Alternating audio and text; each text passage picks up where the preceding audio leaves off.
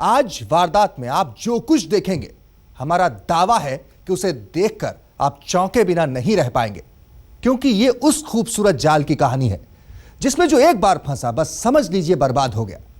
हम ऐसे जाल की बात कर रहे हैं, मुमकिन है कि वो आपके इर्द गिर्द कोई बुन रहा हो।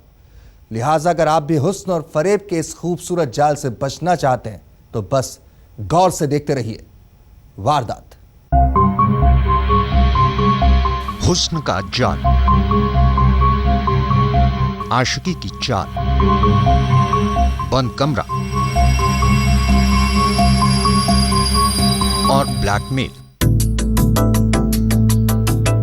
एक खूबसूरत जाल जो इसमें फंसा वो काम से भी गया और नाम से भी, क्योंकि ये वो जाल है जो अब तक नामालूम कईयों की जी का जंजाल बन चुका है।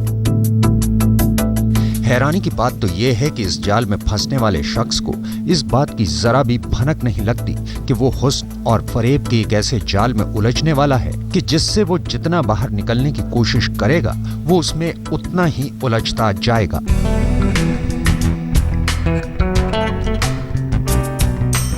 ये पूरा जाल एक बंद कमरे में बुना जाता है। जाल बुनने वाले सिर्फ 3 लोग हैं और इन्हीं तीनों के हाथ में जाल का पूरा सीरा है। ये तीनों इस वक्त इस कमरे में एक खास मिशन के लिए इकट्ठा हुए हैं। मिशन ऑपरेशन जाल में शिकार फांसना, और इन्हें इंतजार है तो बस एक अदद शिकार की। कमरे में कुछ खास तैयारी के बाद तीनों अपनी साजिश को अंजाम तक पहुंचाने के लिए बेकरार होने लगते हैं। कमरे के अंदर का काम पूरा हो चुका था, अब मसला कमरे के बाहर का है।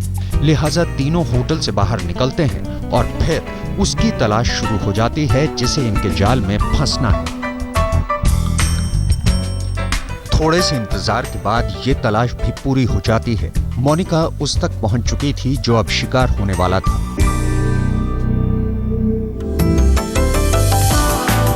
अब फिर से वही जगह, वही होटल और वही कमरा, लेकिन इस बार मोनिका के दोनों आशिक कमरे और सीन दोनों से गायब हैं। कमरे में पहुंचते ही मोनिका तमाम दरवाजे खिड़कियां बंद कर देती है। आइए अब इसके आगे की कहानी देखिए। एक बार कमरा बंद होते ही मोनिका फौरन अपने रंग में आ जाती है। अब कमरे में सिर्फ 2 लोग हैं और कोई नहीं।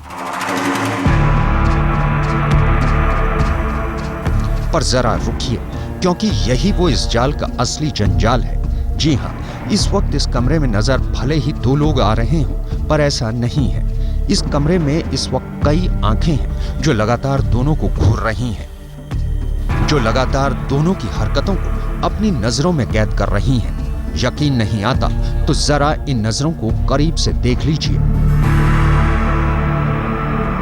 हुस्न और फरेब का ये वो जाल था जिसका ताना बाना एक कमरे के भीतर बुना गया, और इसमें फंसने वाले शख्स को इस बात का जरा भी गुमान नहीं होता था कि वो ब्लैकमेलिंग और किडनैपिंग के एक ऐसे जाल में फंसने जा रहा है जो उसकी जिंदगी बर्बाद कर देगा। और जब इस पूरे खेल से पर्दा उठा तो यकीन मानिए पुलिस अफसरों के भी पैरों तले जमीन खिसक गई।